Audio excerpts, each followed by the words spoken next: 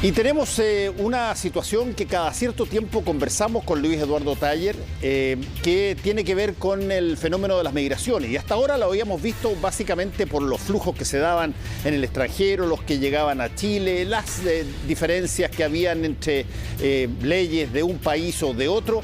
Pero lo que pasó este fin de semana fue una situación que alteró muchísimo todo aquello al pronunciarse mucha gente en contra de los inmigrantes en el norte de una forma tremendamente violenta. Y por eso vamos a volver a conversar con Luis Eduardo Taller, profesor de la Universidad Silva Enríquez y profesor de la Universidad de Chile en la cátedra de justamente migraciones. Racismo y migraciones. Racismo y migraciones. ¿Cómo estás, Eduardo? Hola, Fernando. Mira, buenas noches. La última vez que conversamos, acababa de salir este proyecto de ley que ordenaba toda la situación, y lo conversamos, era muy bien, y tú decías sí, pero no hay que cantar victoria hasta que no esté el reglamento que lo haga operativo. Parece que todavía no está el reglamento que lo hace operativo, ¿sí? No está el reglamento. La ley se promulgó en abril y supuestamente a esta altura ya vamos a tener el reglamento, y eso hace que la ley no esté vigente. O sea, todavía estamos regidos por la ley de 1975. Ahora, la nueva ley tampoco va a resolver el problema. O sea, uno podría decir que una de las causas que explica esta situación que hemos vivido tiene que ver con la política de frontera, ¿ya? Y la ley, de alguna manera, consagra, ¿ya?, en el cuerpo normativo esta política de frontera que se ha implementado por la vía administrativa hasta ahora. Entonces, y las leyes normalmente son importantes porque fijan en materia de migraciones, fijan ciertos estándares, fijan ciertos elementos, pero la política es fundamental. Nosotros, por ejemplo, tenemos una ley de refugio que es distinta a la de migraciones, que es muy concordante con la Convención de Cartagena, con el estándar internacional. Sin embargo, no hay una política de refugio, ¿ya? El año pasado se entregaron 7 solicitudes, se acogieron 7 solicitudes de refugio, ¿ya?, enfrentando hoy día en la región una de las crisis políticas más grandes que hemos vivido en la historia contemporánea. Entonces, tenemos que considerar que las leyes son relevantes en materia de migración, pero la política migratoria es fundamental. Ahora, Eduardo, ¿hay alguna razón por qué esta situación se produce con este grado de violencia como la que hemos visto en particularmente el sector norte del país y no necesariamente aquí en Santiago o en el sur? Sí, yo creo que hay varios elementos. O sea, primero tenemos una situación de una migración, un flujo migratorio, digamos, inevitable, porque la crisis que está viviendo en Venezuela ha expulsado a más de 5 millones de personas. O sea, es una crisis que no tiene antecedente histórico en la región, comparable con pocas situaciones a nivel mundial. La de Siria es comparable en términos del volumen, pero no hay... las guerras mundiales, digamos. Claro, o sea, son desplazamientos muy mal. Entonces estamos viendo una situación en la región que es excepcional, es totalmente excepcional. Frente a eso, algunos países han reaccionado de manera distinta que la que ha hecho Chile. Colombia acogió, entregó visas transitorias, humanitarias a 1.700.000 personas, ¿no es cierto? En el caso de Chile, se ha juntado esta crisis, que se suma, dicho sea de paso, a la persistencia de la crisis haitiana, que sigue saliendo gente de allí, en fin, de otros países también. O sea, el flujo migratorio de otros países continúa, ¿ya? Lo que pasa es que empalidece frente a la situación venezolana. Entonces, y esta crisis se ha enfrentado a una frontera que ha pretendido cerrarse desde antes de la pandemia. Recordemos el 2019, cuando en Chacayuta hubo una primera llegada de cientos de personas venezolanas, solicitaron refugio, los enviaron a Tacna, algunos se juntaron en la frontera en Tarapacá, ¿no es cierto?, en Colchane, los enviaron a Cochabamba, a los consulados, a solicitar la famosa visa de responsabilidad democrática. No se las dieron a muchos de ellos, y como la frontera de Chile es porosa, es una frontera que se puede ordenar, que se puede regular, que se puede gestionar, pero que no se puede cerrar, ¿ya?, las personas ingresaron clandestinamente. Entonces, esta es una situación que viene ocurriendo de manera persistente desde el 2019. Y viene ocurriendo en un contexto donde se le suma a esta situación de política de frontera la construcción, diría yo, de un estado de ánimo, la instalación de un relato en torno a la migración por parte de las autoridades que es muy complejo, ¿ya? Este asunto de las expulsiones, de la forma en que se han plantado las expulsiones. Fíjate tú que el volumen de expulsiones no ha aumentado en los últimos 3 años. Se expulsan entre 2018 y 2020, se han expulsado en promedio al año entre 1.500 y 2.000 personas, ¿ya? Más o menos. Por año. Por año, ¿ya?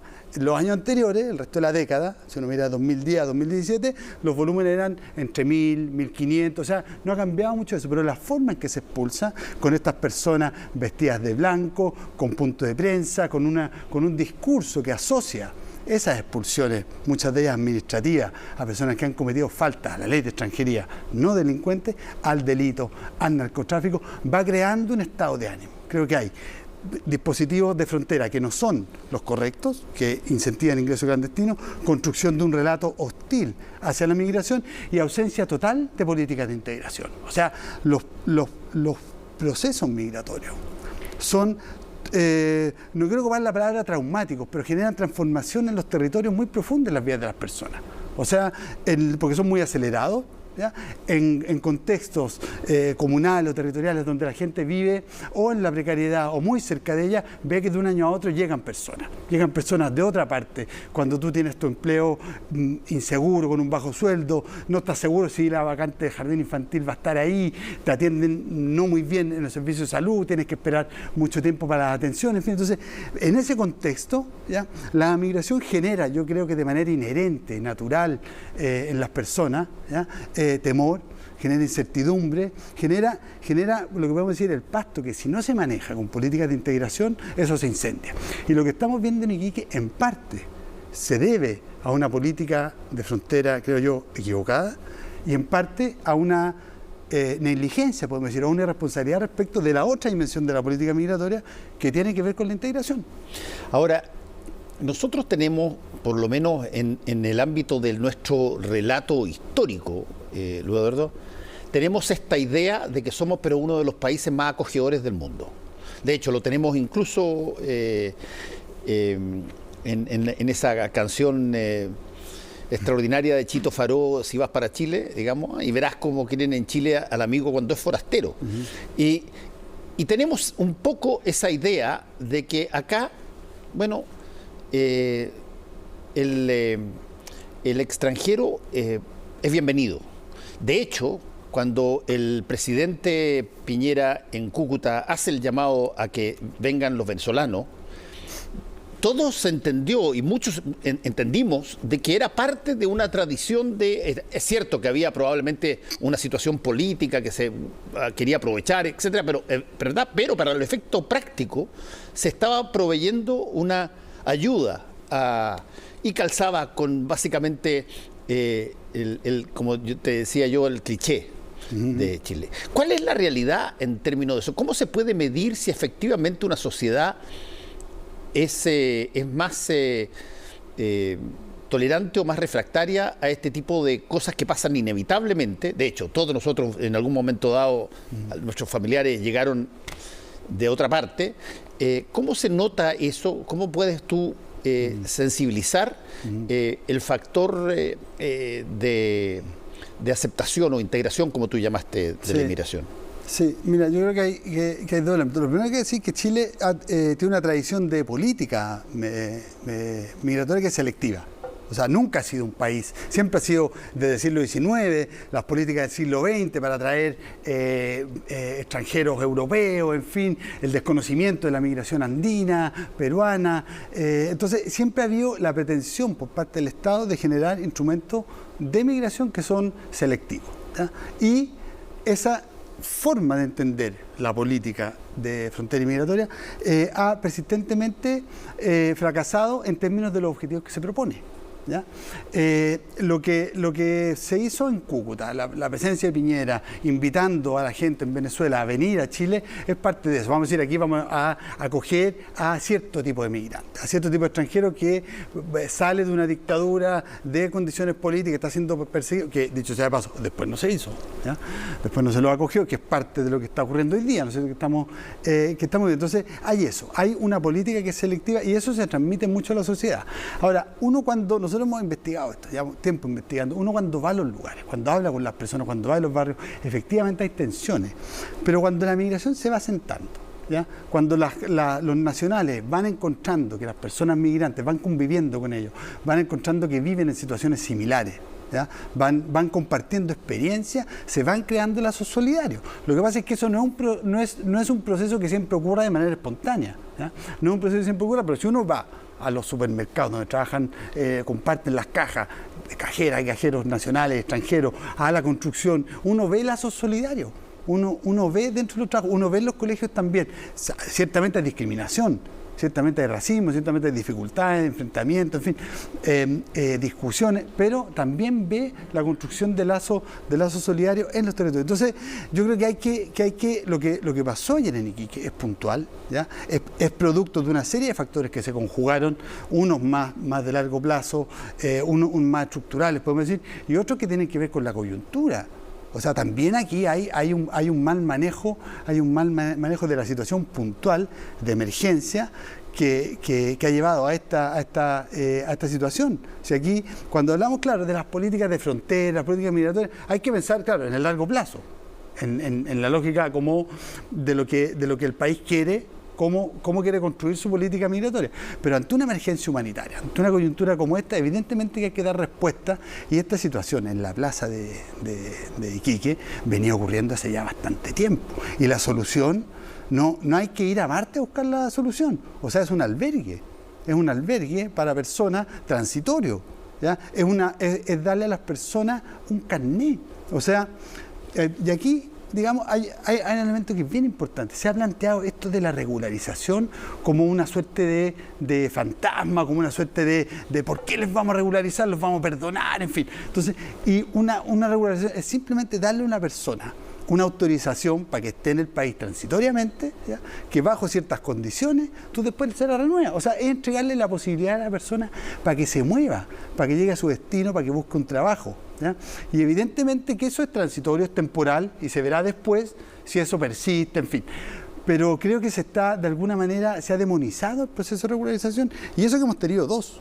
O sea, en 2018 hubo un proceso de regularización que le entregó carné a más de 100.000 personas, de las cuales 12.000, ¿ya? La mayoría de ellas dominicanas, se habían ingresado por pasos no habilitados. Y se les entregó. Están en la misma situación que esta. Y hoy día, 2021, ¿ya? Está vigente un proceso de regularización que se abrió en abril y que termina, entiendo que ahora a fin de octubre, donde están excluidas las personas que ingresaron clandestinamente, que son 50.000. Entonces estamos frente a una falta de disposición política por parte del Ministerio Interior y del Gobierno de resolver este problema, teniendo las herramientas, porque están las herramientas. Ayer en Tolerancia Cero, Javier Macaya, el presidente de la UDI, que fue uno de los invitados, él planteó que él consideraba, y te lo quiero preguntar a ti, porque creo que es una pregunta pertinente, la que por lo menos se esbozaba del razonamiento de Javier Macaya, que él decía que donde se genera el descalabro en realidad es durante el segundo gobierno de Michelle Bachelet, cuando empiezan a llegar los primeros inmigrantes, las primeras personas que venían desde Venezuela, y se producen ahí una serie de situaciones que es la primera vez en que empieza a salir repetidamente el aflujo inmigratorio en los medios de comunicación. ¿Qué tan cierto es eso? Creció la migración en los últimos años muchísimo. El gobierno de la presidenta Bachelet creció la migración muchísimo. Hay que decir que la naturaleza del flujo migratorio de hoy respecto de ese, que era mayor, o sea, entraron 100.000 haitianos, 100.000 también, 150.000 creo venezolanos en esa época, ¿ya? En el caso de los haitianos fue mayor en esa época. Hoy día la llegada de venezolanos es mayor en estos 4 años que en el gobierno anterior. Pero las condiciones son distintas. O sea, si uno mira los datos de la década, ¿ya? Que son los datos de la PDI, de ingreso clandestino, a propósito de las denuncias, ingresaban en Chile en torno a las 1.000 personas anualmente clandestinamente. ¿Por mes? Por año. Por año. 1.000.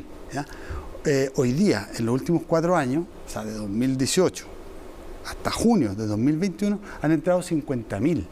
Entonces, claro, ha entrado menos gente, pero la migración se ha precarizado muchísimo. Las personas hoy día entran en un callejón sin salida, ¿ya? Porque si tú ingresas clandestinamente, la norma, la ley, la antigua y la nueva, no te da salida más que la expulsión, ¿ya? Y por eso el gobierno insiste, ¿ya? en que la solución a esta situación según ha dicho el Ministerio del Interior, ¿no es cierto?, es la expulsión, acelerar las expulsiones de 50.000 personas. Eso es inviable, ¿ya? Independiente del enfoque. Supongamos que está el país de acuerdo con que hay que expulsar a 50.000 personas, ¿ya? Cosa que no es así, ¿ya? Pero supongamos que sí, y que esa es la política. Es inviable expulsar a 50.000 personas porque no tenéis cómo notificarlo.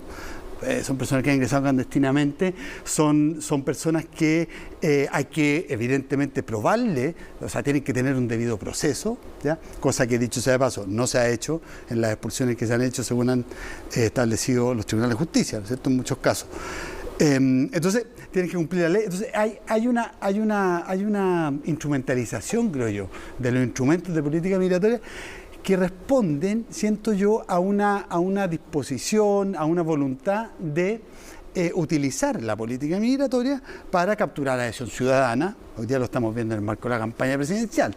Las candidaturas están desatadas a propósito de tirarse la pelota para un lado a otro, responsabilizándose de la situación, de un lado a otro, sin tomar en serio, creo yo, la realidad digamos, y las soluciones que se requieren. Te quiero hacer dos preguntas que tienen que ver con el futuro. Una de ellas es, no todos los países han recibido bien a los inmigrantes, y de hecho lo hemos visto montones de veces en reportajes que vienen de Estados Unidos o que vienen de Europa. ¿Qué tanto? Porque esta es una cosa que a veces no se habla mucho. Uno siempre mide lo que pasa como si fuera a pasar hoy, porque está pasando hoy, y que no va a quedar ninguna huella al futuro al respecto de esto. Pero ¿qué tanto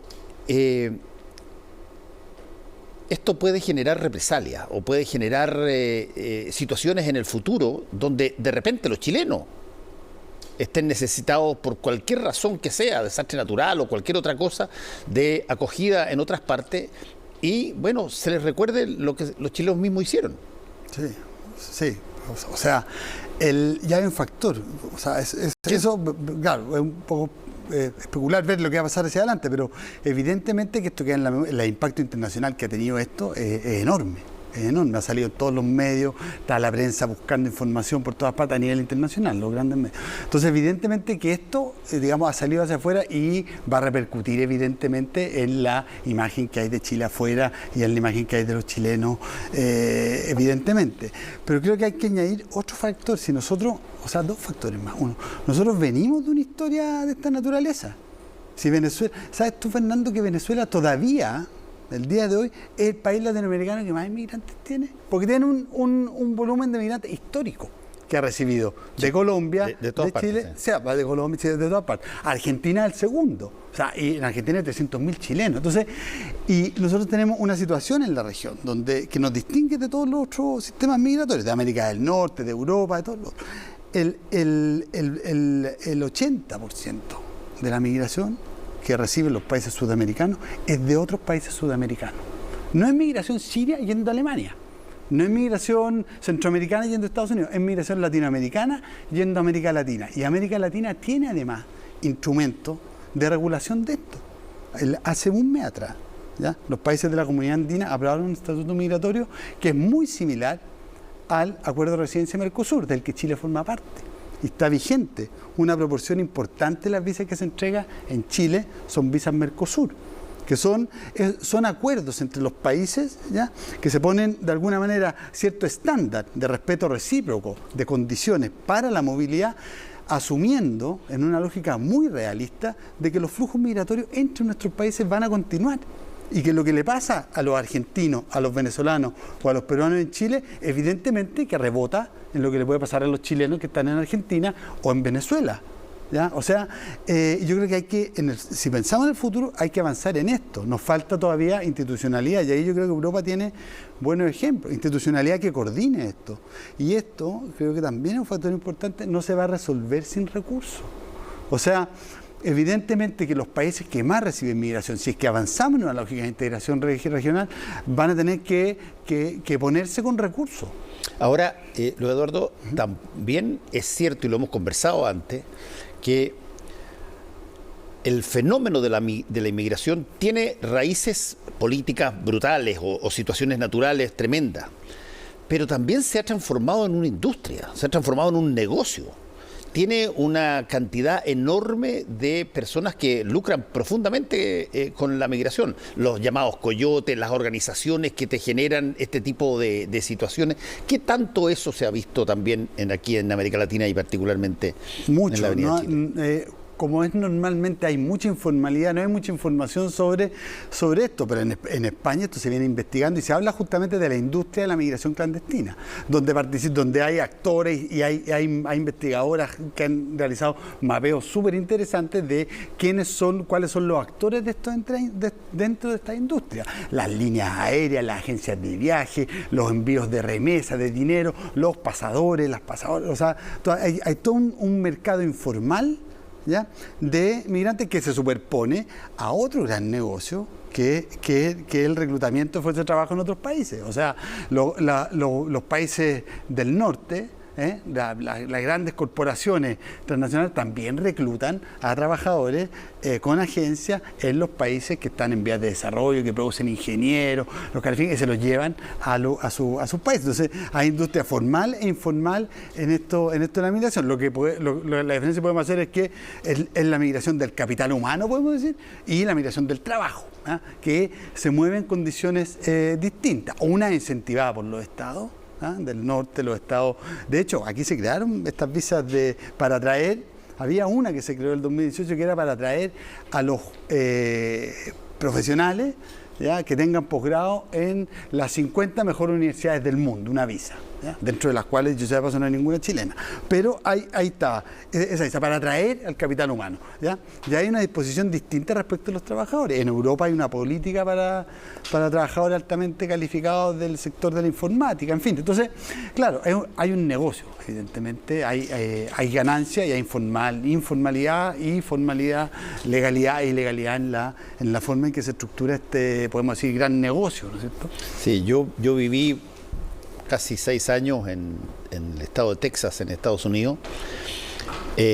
Trabajé en un restaurante que se llama Mariano's Restaurant en Dallas, y yo convivía con todo el personal que había ahí. Todo el personal era ilegal. Todo el personal se tomaba cada cierto tiempo vacaciones, y las vacaciones eran calculadas pero minuciosamente para salir, cruzar el río y llegar a las ciudades del otro lado de la frontera, y después tú sabías cuándo salían, pero no sabías cuándo volvían, porque había un espacio de tiempo, porque tenían que calcular la guardia y todo lo demás. Pero lo interesante es que todas esas personas ganaban menos de lo que le pagaban a los estadounidenses, incluso a los que éramos estudiantes universitarios y que trabajábamos ahí. Después, las personas que hacían todo el trabajo agrícola en Texas también ganaban menos, y los defendían los grandes agricultores, digamos, en ese sentido. Había tácitamente una especie de acuerdo que hasta un cierto volumen era tolerable que se pasaran todos estos trabajadores con menor ingreso, porque eso generaba mayor delta en el producto final. Y eso duró, pero durante muchísimos años, y probablemente todavía tiene algún tipo de presencia, y todos se hacían un poco los cuchos y miraban al techo, pero todo el mundo sabía que eso era así. Sí, es parte de la lógica que tiene la migración. O sea, la migración del trabajo, de los trabajadores y trabajadoras, es recurso, digamos, explotable, eso hay que decirlo. Y los permisos y el diseño de la política migratoria incide en eso. No solo el proceso de la irregularidad, que también, pero, por ejemplo, si uno piensa en la extensión en el tiempo de las visas temporales, si tú tienes una persona con una visa temporal de manera permanente, eso genera condiciones más precarias para acceder al mercado de trabajo, a contratos definidos, porque hay periodos incluso vacíos, donde tú estás renovando, todavía no tienes la autorización, y hay una serie de dificultades que redundan en una precarización del mercado de trabajo. Eso es así necesariamente. Y hay un punto, creo yo, que es importante destacar para comparar los distintos países. En Estados Unidos, claro, tienen una mayor, digamos, el sistema migratorio que está en Estados Unidos tiene una mayor tolerancia, por decirlo así, si uno lo compara con Europa, con esta idea de la migración irregular, ¿ya? Yo me acuerdo en España, el proceso de regularización que se hizo allá el 2004, si mal no recuerdo, quienes tenían que regularizar a los trabajadores, no fue como aquí, que fueron ustedes, migrantes, vayan a regularizarse porque si no los vamos a expulsar, ¿ya? Sino que eran los empleadores, porque se entiende como trabajo sumergido, como trabajo informal. Entonces había una conciencia de la responsabilidad que tiene el empleador, las empresas, los empleadores particulares en la situación migratoria de las personas. Y eso en Chile no ocurre, ¿eh? Eso en Chile no ocurre y efectivamente hay muchísimo abuso, ¿ya? Hay muchísimo abuso en base a las condiciones de irregularidad de las personas migrantes. En el campo eso pasa, o sea, el empleo de la fuerza de trabajo haitiana en el campo chileno recibe salarios muchísimo más bajos que los nacionales en virtud de la mayor vulnerabilidad y la falta de regulación que hay ahí, ¿ya? Entonces, claro, y ahí tenéis nuevamente tensiones en el mercado de trabajo donde no hay políticas que contengan eso. Entonces, evidentemente, que si ves que un haitiano está cobrando menos, tú como trabajador nacional te vas a hostilizar con él, ¿ya? Y le vas a imputar a él la responsabilidad de tu condición de precariedad sin considerar que en realidad él lo está responsabilizando de su propia explotación, por decirlo así. Entonces, hay un enfoque que yo creo que nos falta instalar aquí, que tiene que ver con esa responsabilidad. Última pregunta, Luis Eduardo. Si es que hoy día conversé con Álvaro Belolio, director de Migraciones en la radio, y le hice más o menos la misma pregunta. ¿Qué se necesita para que esto cambie? O para que cambie virtuosamente, no necesariamente de la noche a la mañana, porque estas cosas pasan en todos los países y pasaron con los padres, abuelos y tatarabuelos de los mismos que hoy día están alegando, pero ¿qué se necesita para generar algo que sea no solamente más ordenado, sino que además sea más humano, digamos? Política. La migración no va a terminar, la migración va a persistir. Y la migración se va a dar en determinadas condiciones según se desarrollen las políticas. Yo creo que a esta política que tenemos en nuestro país nos falta realismo. Nos falta realismo para entender la región en la que estamos. Aquí el modelo que se está tomando para definir la política de gestión de fronteras es Australia, que es una isla, ya que recibe migración de todo el mundo y de otras partes, o Canadá, que tiene un estado completamente distinto y que no tiene la situación geográfica en la frontera que tiene Chile, y que dicho sea de paso tiene bastantes problemas Canadá con su régimen, no es tan ideal. Entonces yo creo que falta realismo, ¿ya? Fundamentalmente en la política de frontera, y faltan políticas de integración. O sea, que la migración no se va a detener.